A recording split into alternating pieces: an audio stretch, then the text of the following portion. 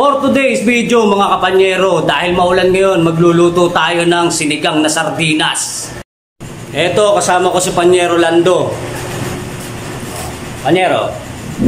So hinihintay pa namin Panyero Chano kasi maulan, hindi basta-basta siya makapunta dito. Nagpapatila pa siya ng ayun, nakita nyo naman, kumidlat, diba mga kapanyero? Mga kapanyero, dahil maulan ngayon, malilate si Panyero Chano natin. Kaya titirahin na namin ni Panyero Lando to. Baka tirahin pa ng iba eh. Go!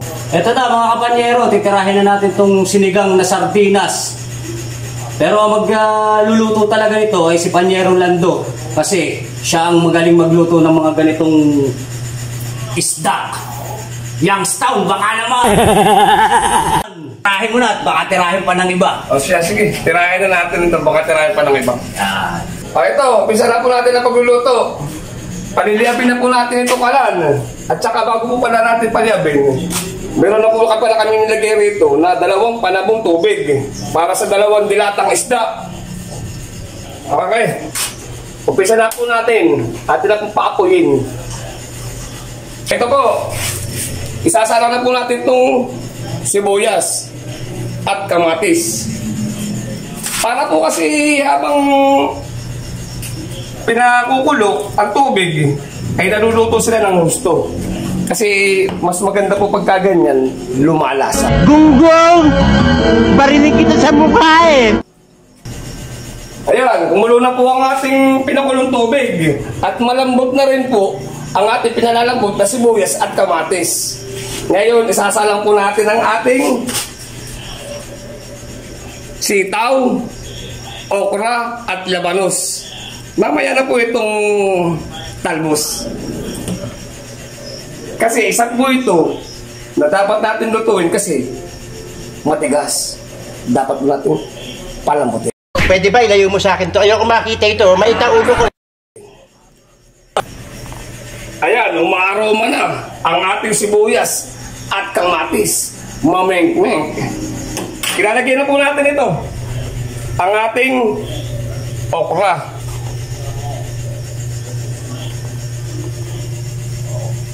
At ang ating sitaw na ninakaw sa kapitbahay. Kaya po, dapat natin palalambutin na una kasi matigas yan.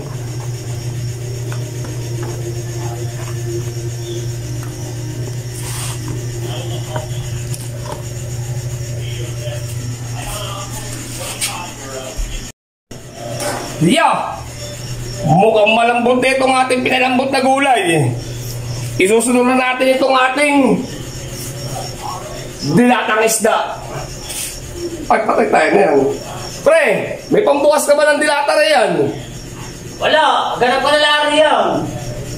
Diyos ko po, Rudy. Ito, dahil sa wala po tayong can opener, gagamitin natin ng dahas. Sa gustong matuto na magbukas ng dilata gamit ang dahas, ito, ituturo ko po sa inyo kung paano magbukas ng dilata gamit ang dahas. Damn! Pero dapat ito ay hindi gagawin ng bata kasi eksperto lang nakagagawa nito. Gago! Ito, medyo mahirap ito bukusan kasi matalas sa kutsilyo, may sadaplis ito. Sa mga bata ay huwag niyong gagawain ito, medyo delikado. Mahirap buksan, pero madali kasi may kutsilyo eh. What? What the fuck?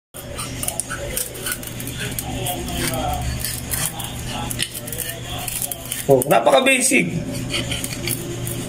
Nakagagawa ng ganito.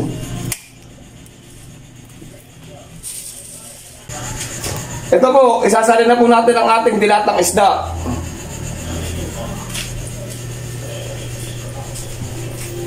Umaaroma na, Panyero. Oo nga. Abay talaga namang aba. Panyero, sandali. Ano? Ginamitan mo ba ng dahas? Ayun naman, wala nga tayo pambukas. Ay ano ito ah? Ay, Diyos ko po. Anak ng tinapa naman. Patay tayo dyan. Momo! Bango ah. Ay, syempre naman. May pa-expert ka pa. Tanga mo ah. Oy, pre, yung ating ano pala, yung ating pangasim na sana. Abay, ewan ko sa iyo. Ikaw bumili. Tapos nilagay ko sa lamisa kanina. Naku po, baka Abay, natapon sa basurahan. Oo, nagtapong ka kanina eh. Teka. Hoy! Mga bunganga nyo! Kahiin nyo! Tutulog ako, nakikita ko sa bunganga nyo! Buhay nyo at tulog, magpatulog kayo! Ay, ito nga, narito nga. Ay, tinapon mo naman na. Sige. Ay, ito, yung ating panigang. Galing sa basurahan. Ito yung magpapasarap ng lahat. Oh my God! Wow! Asin ng mukha. Ayan mga kapanyero, ilalagay na natin itong ating talbos. Galing pa sa tabing basurahan ito. Di ba naihian iyan? Aba hindi. Okay lang yung may ihi, basta ihi ng dalaga. Yeah. Antayin lang natin lumambot ito. Pag lambot ito, lalagyan na natin ng asin. At saka nitong ating nor na pang-asin galing basurahan. Ito po, ilalagay na po natin ang ating pang-asim. Siyempre, lalagyan din natin ng kaunting pampaalat, asin. Sa mga hindi po nakakaalam, dito po sa Teresa, sa amin, ay malimit pong niluluto itong ganito, lalo sa mga barkadahan. Mga luto-lutuan po ba? Sa mga nandidiri sa sardinas, inako po, ay subukan ninyong magganito at baka masiko ninyo ang inyong katabi. Hindi totoo yan. Bola lang yan. Bango ba? Ito po, lalagyan na po natin ng asin. Yung pila muna po tayo sa asin. Ayan, ganyan na po. Yung pilaan po. Tapos, siyempre, samahan po natin ng kaunting halo. Halo na pagmamahal. Banghina naman ang apoy. Diyos ko po, napakasarap. Eto mga kapanyero, nadali na ni Panyero Lando ang ating sinigang na sardinas. Kaya tingnan natin kung talagang napakasarap ng kanyang luto.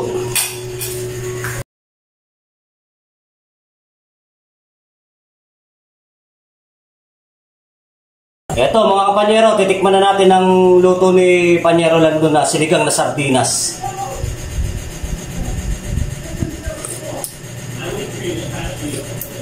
Apo! Talagang napakasarap. Napakasarap talaga ng sinigang na sardinas.